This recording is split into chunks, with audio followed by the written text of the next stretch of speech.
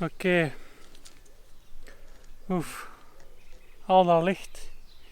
Ik ben softwareontwikkelaar, ik kan daar niet tegen al dat licht. Alright, welcome back everyone. Time for an update on the ENERGICA. I have the bike for 1 year now, so perfect time to discuss what broke or mostly what didn't break during that 1 year period.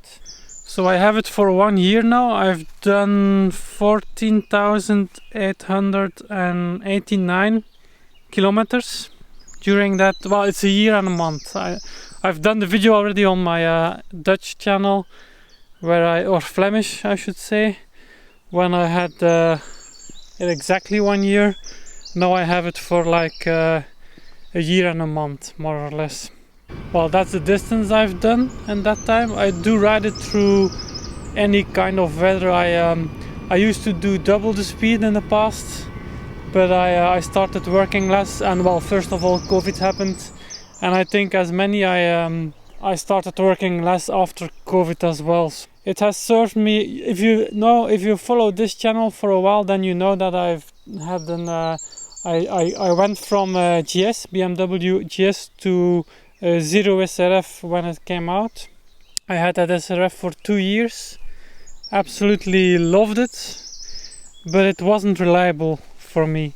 And also the customer service from Zero was kind of lacking. Eventually most of my issues were resolved, but it just took way too much time to get there, and yeah, they are just not customer focused, while ENERGICA is a totally different story. My tires are almost gone. I still have some tread left. I use it mostly on highways, so I don't use this part of the tire, for instance, and it's mostly in the center that they tear down. I will go for other tires than the Diablo Rosso. It's not that those are bad tires, but if you have rain or snow or anything, there are tires better suited for bad weather. So these are fine once they are heated up, but when they are cold they are a bit slippery. More than I like. I have my custom pannier set, of course.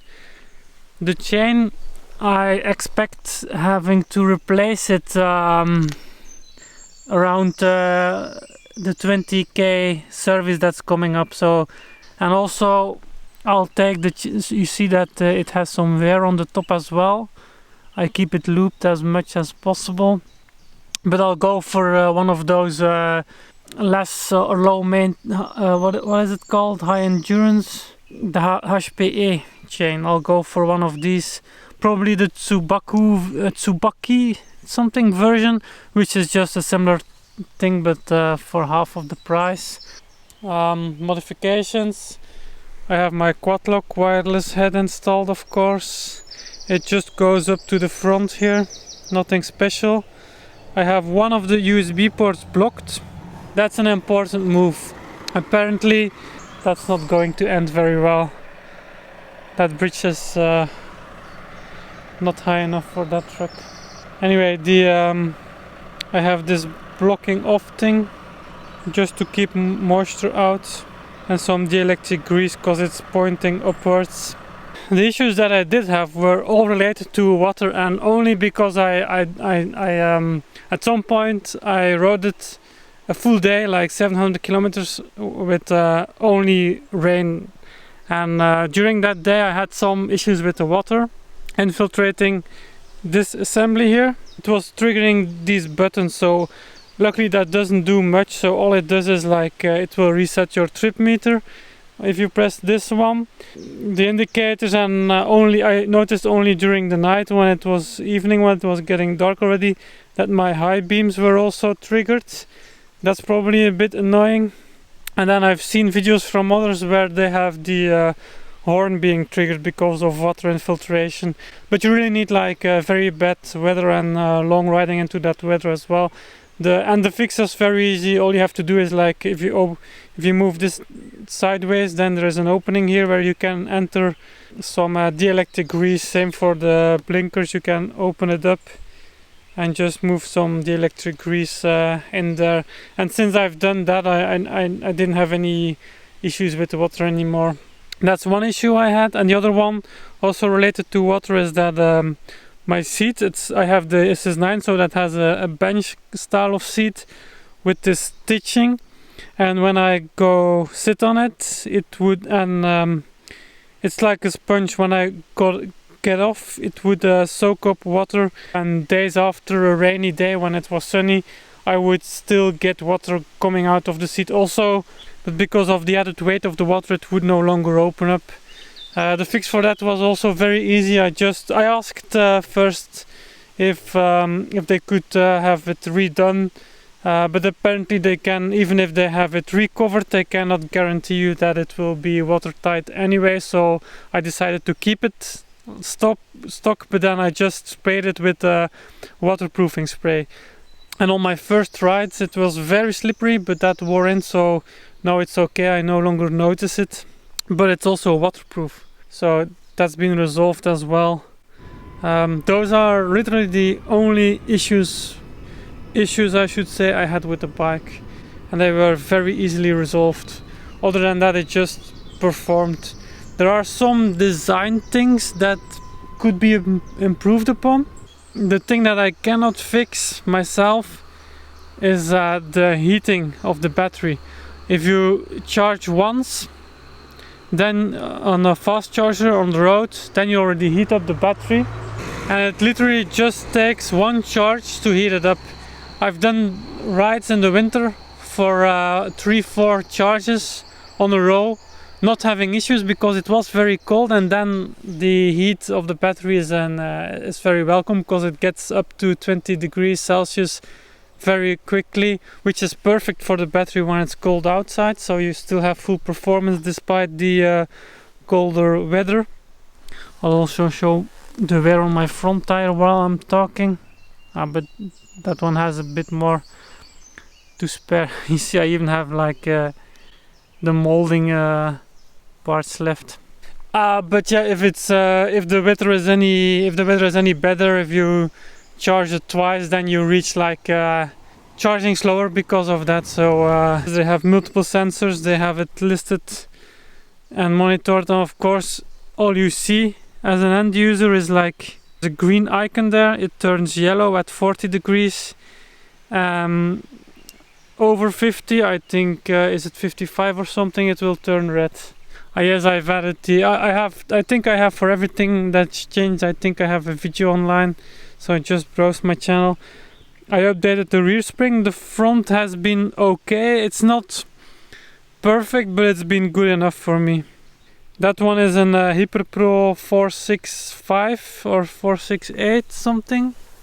The cases I've covered, springs. I had a friend make this thing for me, because normally I have the key. I don't have the keyless version. I had keyless on my BMWs, and I wasn't really impressed by the usability of keyless anyway, so the only downside of having an actual key is that it gets dirty quite quickly, so it's a dirty green key now, but yeah, it's a key. If you want to go on multi-charge strips, then you always have to move it from the ignition to the seat to unlock the seat to get to the charge port. I just had someone make this. I won't show it to, because the thing is, if I show it to you, you can make it as well. He literally made it from a picture that I took from my key.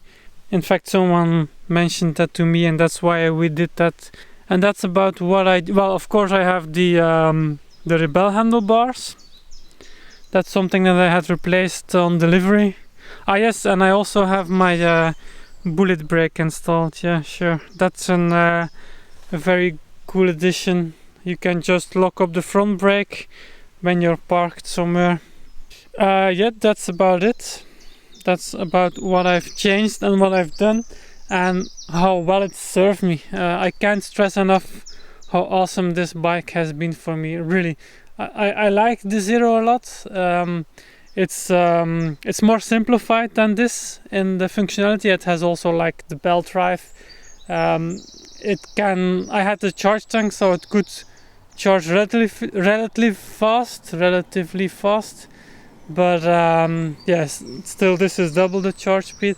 And the Zero for me had just enough range. There were days, especially in winter, when I would reach my office with like less than 10% left, and that's, yeah, that works, but that's not ideal. So this one I can even reach work with like half of my battery used. Yeah, one another annoying thing that they probably will never solve, but yeah, it's there. But the other thing is that the speed indication on the dash is 10% off. And it's not just my bike, it's like every Energica. And that thing might be a solution, because it shows the speed, it shows all kinds of things in your vision or field of vision, including the current speed based on GPS. So it's connected with your phone and it can show the current speed based on the GPS value. So that's more accurate. It has a small delay, so it's not as immediate as the one picked up from the, well, I don't know what they use actually. It might be the ABS sensors, the rings up front, but whatever it does, they show a value that's off, and things like that fixes that problem. But that's about it. Thanks for watching, and we'll see you in one of the next videos. I was going to go to the Dutch 1000, but apparently I was too late with my subscription. So, and I have contacted them, but they were clear on yeah, that if you're too late, you're too late, and even having a YouTube channel won't get you in apparently. So, well, at least I could try. I did, and I didn't get in. Anyway, see you next time. Thanks for watching.